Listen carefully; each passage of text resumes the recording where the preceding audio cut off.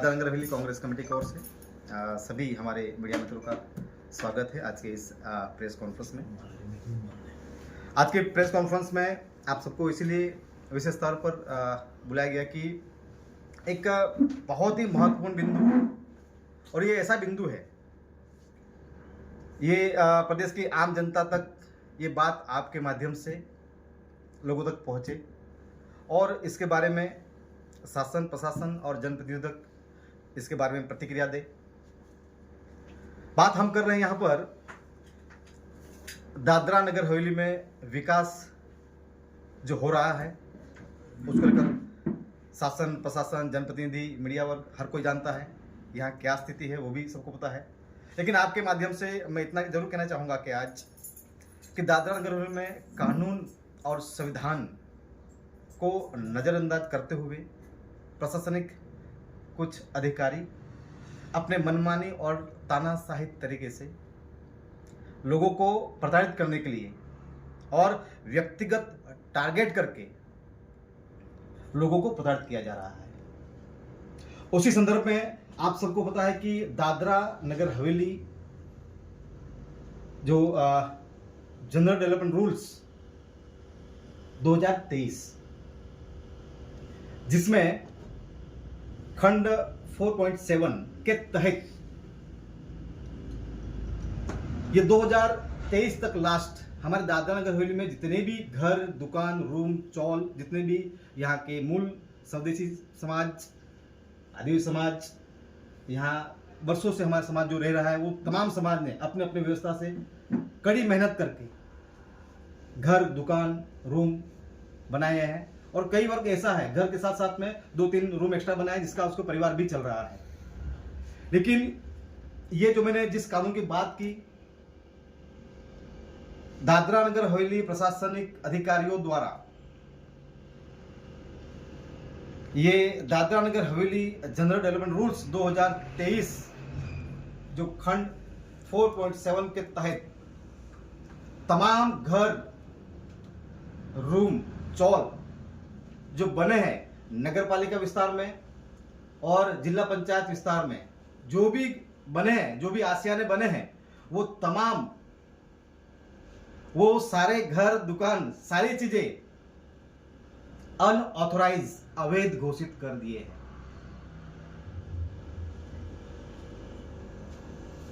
मतलब कि दादरा नगर हवेली में 25 साल 50 साल 100 साल पहले से जो भी घर दुकान जो बने हैं, जैसे कि सिलवासा एक गांव था, गांव से शहर बना, शहर से पंचायत बनी, पंचायत से नगर परिषद बना, अभी हो सकता है महानगर पालिका बनेगी, अभी स्मार्ट सिटी हो रही है, अभी कुछ विस्तार नगर पंचायत से नगर परिषद होंगे। अब तक जितने भी जो इन अथॉरिटी के माध्यम से जो घर दुकान जो टैक्स भरकर जो ले रहे हैं वो तमाम चीजें इस कायदे इस कानून के तहत अनऑथोराइज घोषित कर दिए हैं। आपके माध्यम से हम जानना चाहते हैं ये कि ये कानून किस किस सहमति से बनाया गया। आप सबको पता है कि दादरा नगर हवेली बहुल्य आदिवासी विस्तार अनुच्छेद 13(3) का रूढ़ी प्रथा के तहत जिसको कानूनी संवैधानिक बल प्राप्त है एज पर शेड्यूल 5, भले आदिवासी विस्तार शेड्यूल 5 तो नोटिफाइड नहीं है, लेकिन इस विस्तार में जो भी विकास या डेवलपमेंट काम करना है तो अनुसूची 5वीं के दायरे में रहकर चर्चा विचार करने के बाद लोगों की सहमति लेने के बाद किसी भी प्रकार का नोटिफिकेशन या कानून का यहाँ पर बनाने का प्रावधान है। बावजूद ये कानून दादरा नगर हवेली के पूरे 80-90% लोगों को प्रभावित करेगा और ये अभी इसकी प्रक्रिया शुरू हो चुकी है लोगों ने। ये दूसरी बात, दादरा नगर हवेली में अभी अपने जमीन पर अपने गांव में बाप दादा जो पुश्तैनी जमीन पर अगर शादी ब्याह या सांस्कृतिक कार्यक्रम कोई भी प्रोग्राम होंगे उसमें अगर मंडप भी गिराएंगे उसका भी स्क्वायर फीट के हिसाब से पैसा लिया जाएगा। मतलब हमारी घर हमारा जमीन हमारा विस्तार हर जगह पर टैक्स देना है या हर जगह पर उन लोगों ने पैसा लेने का जरिया ढूंढ लिया है। तो हम यह आपके चैनल के माध्यम से कहना चाहते हैं प्रशासन को कि भाई दादरा नगर हवेली में आखिर चल क्या रहा है। अभी हमारे देश के प्रधानमंत्री मोदी जी आकर गए, उन्होंने इस प्रदेश को सिंगापुर बनाने की बात भी लोगों को भी चर्चा चली कि भाई हम सिंगापुर जैसा बनाने का संकल्प है हमारा, लोग अगर सहयोग करें तो। मतलब यहाँ के जो लोगों ने 80-90% लोगों को प्रभावित करके घर दुकान रूम तोड़कर कड़ी मेहनत करके यहाँ पर किसी ने जो आशिया ने बनाया है उसे तोड़कर सिंगापुर बनाएंगे हम। आपके चैनल के माध्यम से यह भी हम कहना चाहें कि अभी प्रधानमंत्री जी यहां पर आए, हमें आश्चर्य लगा कि इस बार जो जिस हिसाब से प्रचार हुआ पूरा बीजेपी पक्ष उसका समर्थन करे, उसका प्रचार करे, वो एक बात हम समझते हैं। लेकिन दादरा नगर हवेली में आजादी के बाद पहली बार ऐसा हमें देखना मिला कि कलेक्टर को निकलना पड़ रहा है लोगों के बीच में प्रचार करने के लिए। और सबसे चल वो भी निकला तो भी ठीक है, लेकिन एक बात जो हमें चुप लगी क्या कि जब प्रधानमंत्री जिस दिन आए उस दिन अंदर जाने के लिए जो प्रोटोकॉल होता है कि यहां पर कोई भी कोई बैग या कोई थैली या कोई ब्लैक टाइप का कोई कपड़ा हो ऐसा है, या हर चीज के ऊपर प्रतिबंध था। फिर प्रधानमंत्री के एग्जैक्टली सामने वाले में करीब करीब 100 फीट लंबा चौड़ा उसके ऊपर लिखा था कि मोदी जी हमारे भगवान हैं। मतलब क्या प्रशासन इस हद तक जाएगा? आपके चैनल के माध्यम से, आप सभी मीडिया के माध्यम से शासन प्रशासन से हम सवाल भी कर रहे थे कि दादरा नगर हवेली में जो सचिवालय है, कलेक्टर सचिवालय है, उसका बोर्ड उतार कर भाजपा सचिवालय कर दे। अगर भाजपा के लिए ही प्रचार करना है तो प्रशासन खुलकर कह दे सब कुछ भाजपा के लिए आदेश पर भाजपा के हिसाब से ही चलना है, करना है, तो लोगों को समझ में आए चीजों को लेकर यहाँ पर। तो आप ये इसकी हम निंदा भी करते हैं। साथ ही ये जो अभी चीजें बनी है, जैसे मैंने बताया, अभी अगले हफ्ते में इस चीज को लेकर हम ऑल ऑफिशियली एक प्रेस कॉन्फ्रेंस करेंगे जिसमें हम ये भी बताएंगे कि इस कानून के तहत अलग अलग व्यक्तियों को जो इनके ऊपर सवाल खड़े करते हैं उनको ऊपर नोटिस जारी किया जा रहा है कि आपका घर अनऑथराइज है, 15 दिन में जवाब दो, नहीं तो उसके ऊपर हम कानूनी कार्रवाई करेंगे। अरे 2022 तक हमारे तमाम घर दुकान जो यहाँ पर हमारे जो बना है वो वैध थे, वो कानूनी थे। तो ये नगर पालिका विस्तार में 15 वार्ड है, तो 15 वार्ड में जो घर दुकान बने हैं तो पहले तो नगर पालिका को पूछो, और 20 पंचायत है विस्तार में, तो पहले तो पंचायत को नोटिस जारी करो, आपके पंचायत विस्तार में कितने अवैध घर बने हैं उसको सूची दो। लेकिन व्यक्तिगत टारगेट करके यहाँ पर जिस तरह से आदिवासी समाज, यहाँ के मूल स्थानीय समाज और जो वर्षों से यहाँ पर स्थायी हुआ समाज है, उन्होंने जो घर दुकान जो बनाए, यहाँ आश्रम बनाए, उनको तोड़ने का पूरा षड्यंत्र ये लोगों ने रच लिया है। हम आपको माध्यम से भी है कि इस बारे में 20 पंचायत के सरपंच, जिला पंचायत प्रमुख, उप प्रमुख,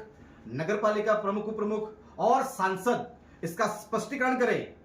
कि ये आपके कार्यकाल में ये कानून कैसे बनने दिया, क्योंकि इस कानून के तहत यहां पर किन परिस्थितियों में जिस परिवार ने जो घर दुकान ये जो बनाया है और आप व्यक्तिगत टारगेट करके जिस हिसाब से प्रशासन अभी जो कार्य चल रहा है इनका, इनकी जो स्टाइल चल रही है, तो उसके हिसाब से ये लोग आने वाले समय में दादरा नगर हवेली में बिल्कुल यहाँ के लोगों को यहाँ पर बिल्कुल रोड पर लाने की तैयारी कर रही है। एक साइड महंगाई चल रही है, एक साइड बेरोजगारी चल रही है यहाँ पर, ऊपर से इस तरह से यहाँ पर आज हमने देखा अभी कुछ समय पहले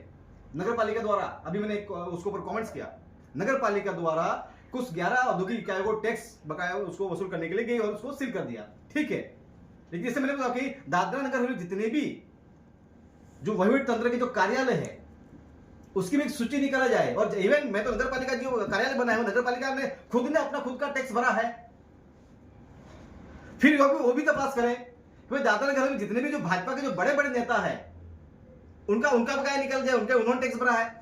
औद्योगिक इकाई यहाँ पर पहले से दादरा नगर हवेली में औद्योगिक इकाई पहले से परेशान है, यहाँ पर कोई उनको बेनिफिट नहीं दिया जा रहा है, और ऊपर से यहाँ पर इस तरह से बंद करके औद्योगिक इकाई को परेशान किया जा रहा है। अभी पूरे गुजरात बॉर्डर में हमारी यहाँ की औद्योगिक इकाई जा रही है, तो आने वाले समय में धीरे धीरे यहाँ पर औद्योगिक इकाई बंद। जिस हिसाब से औद्योगिक इकाई को परेशान किया जा रहा है, कोई नेता आ रहा है, कोई क्रिकेट खिलाया जा रहा है, हर जगह पर इंडस्ट्री से पैसा फंड लिया जाता है और इस तरह से पकड़ किया जा रहा है,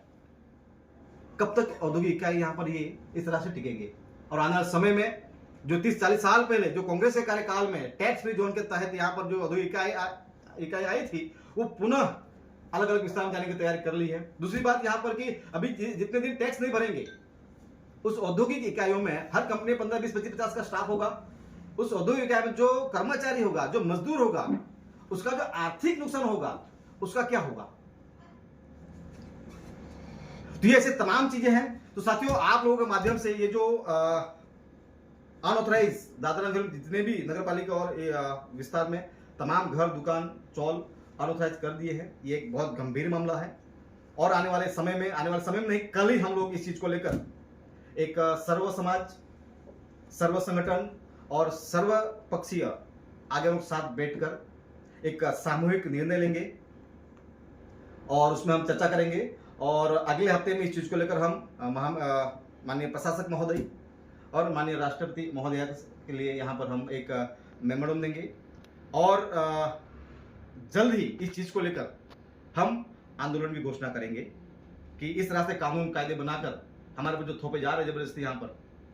इसको हम बर्दाश्त नहीं करेंगे। और जिस हिसाब से जिस कानून के तहत हमारे लोग ये कानून के तहत अभी आने वाले समय में हर एक व्यक्तियों को यहाँ पर व्यक्तिगत टारगेट करके